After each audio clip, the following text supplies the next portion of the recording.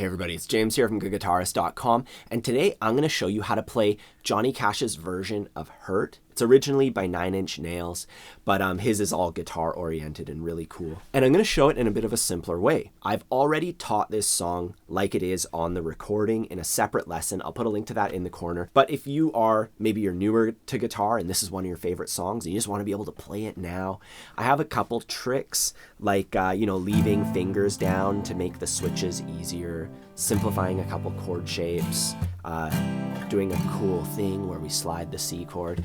There's a few things here that's going to make it just so much more accessible. Now, really quick before we jump in, I have a free ebook. It's free for all my subscribers. I'll put a link to that in the corner. If you haven't gotten your copy yet, it has all the basic chords, strumming patterns, song recommendations, methods for how to learn songs, all the stuff. It's all in there.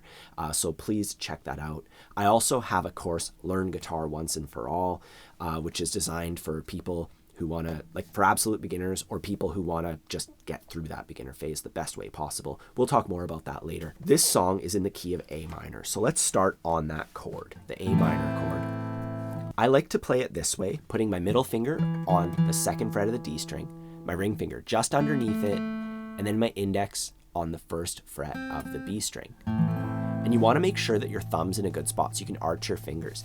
See how I have this hand space, I would call it, where because if your hand goes up to the strings like that, you start kind of muting strings, so get your thumb in a good spot. Don't let it trail off to the side, and make the clearest A minor that you can. And then from there, we switch into a C chord.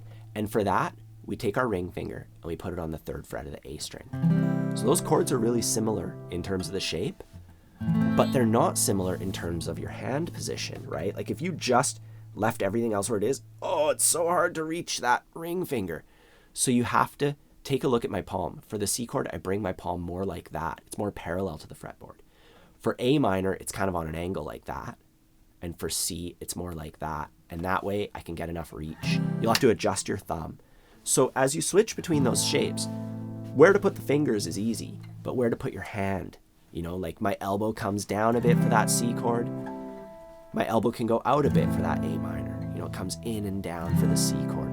I highly recommend taking the time to work out these mechanics. That's what's going to make the difference. That's what's going to prevent injuries so your wrist and stuff doesn't get sore.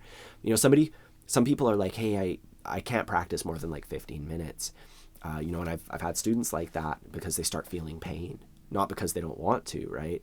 And a lot of the time we can adjust our technique, and if we do things efficiently, we're not compromising ourselves, right? Anyways, A minor to C, and then for D, we just take this C shape and we go up 2 frets.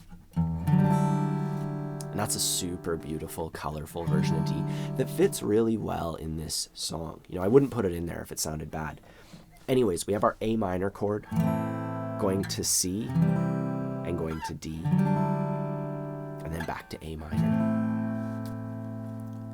And let's actually go to the C chord for our strumming. We're gonna go down, down, down. So I'm doing 2 little downstrokes, kind of aiming at the A and D string. Down, down, down.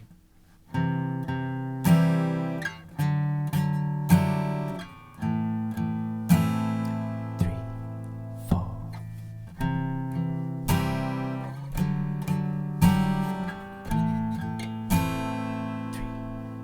And for those of you who are having trouble leaving the space, because there's a lot of space, we strum and we let it ring, we can work out a little bit of counting. So for the C chord, 1 and 2, slide. And then for the D chord, 1 and 2, slide. And then for the A minor, 1 and 2 and 3 and 4 and we could maybe start on A minor for learning how to count. Our counting 1 and 2 and 3 and 4 and. That makes up an entire measure. We're playing downstrokes on 1 and 2, and then we have to finish counting and 3 and 4 and that'll give us the right amount of time. Because I notice some people will, they'll just do it. Sounds good. And then they kind of start early. And it's sounds disjointed, and you're like, why is that? I'm doing all the strokes right. Everything's going right. Well, it's because you're not leaving enough space. And you have to count count out loud when you're practicing. Obviously, it would be weird if you're like counting out loud as you're trying to sing the song. But, you know, when you're practicing, that's the time to do that and make it sound great. So I'll just show you the counting. I'll count it out loud. 1 and 2 and 3 and 4 and 1 and 2 and 3 and 4 and at this point, that's the whole verse. I hurt myself today to see if I still feel. 3, I focus on the pain. You know, just doing that. We'll play through the song near the end of this lesson and, you know, play through more of it, but just, you know, get the idea of it like that. And now we do that several times, and then at the end of the verse we go C, D, and then G, 2 and 3 and 4 and that's how we get into the next part of the song. So we do C and D as we usually would, and then for G, I'm keeping this shape with my fingers, with my middle and ring finger, and I'm moving it down to the thicker strings and going down so that my ring finger's on the 3rd fret. And this isn't a full G chord. We have to add one more finger to make it a full G chord.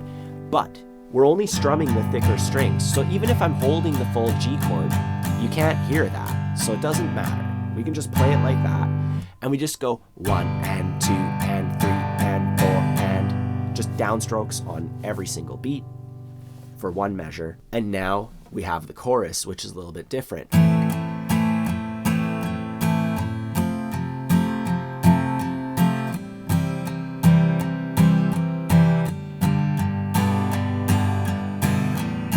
As far as like understanding what's going on, it's pretty straightforward. We're just playing that same pattern, down, down, down, down, down, down, down, down, on every chord shape, right? So we have A minor, and then we go to F. And F can be a very tricky bar chord. But I have a simpler way where from our A minor shape, we leave our index down, then our middle finger goes on the 2nd fret of the G string. Our pinky finger goes on the 3rd fret of the D string, and then our ring finger goes on the 3rd fret of the A string. So from thickest to thinnest, we're not doing anything with the thickest. Then 3, 3, 2, 1, and then we're not playing the thinnest. And in order to mute, I recommend muting the outside strings. So I'm getting my thumb so that it's lightly touching it, and the underside of my index is lightly touching the thinnest string. And then we switch to C, and for that we can leave our index and ring down, and then we move our middle up. So that's a really straight up switch, going from F, the easy F, to C. I recommend trying that a few times. And then from C to G, we take off our index and we move our ring and middle finger down just like we did before. And as far as the pattern is concerned, the strokes are simple, but we can add a bit of feel behind it to really make it come to life. So instead of going like that, we can go. See how much more driving that is versus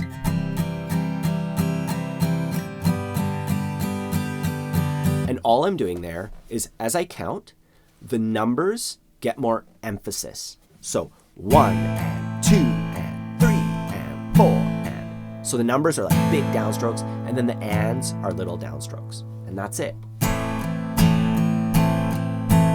1 and 2 and 3 and 4 and my sweetest friend. And if you're having trouble making the switches with the pattern, I recommend just paring it down to switches only, going 1, 2, 3, switch, 1, 2, 3, switch. You know, so you're switching on beat 4, 3, switch. You know, just doing it that way.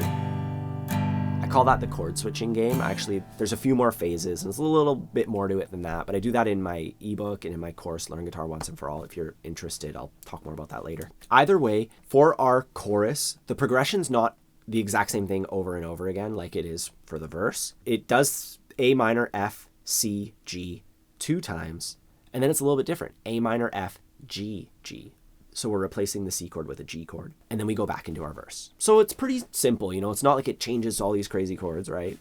It's pretty straightforward when you write it out like that in what I would call a chord grid. And we're gonna do our strumming pattern one time for each of those chord shapes, or with our pattern.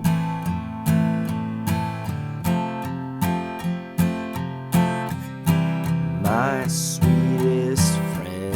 I'm just doing it a few times.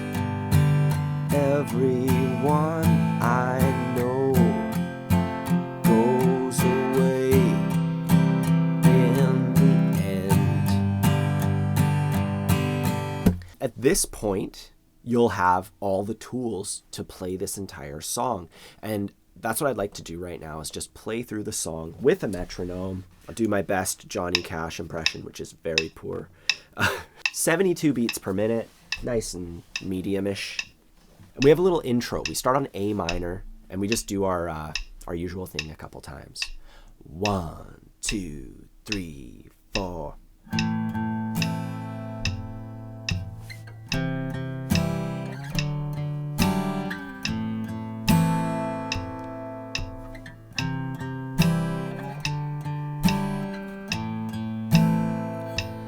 I hurt myself today to see if I still feel. I focus on the pain, the only thing that's real. The needle tears a hole, the old familiar sting. Try to kill it all away, but I remember everything. What have I become? My sweetest friend. Everyone I know goes away in the end. It's a little more intense here. And you could have it all. My empire of dirt, and I will let you down. I will make you hurt.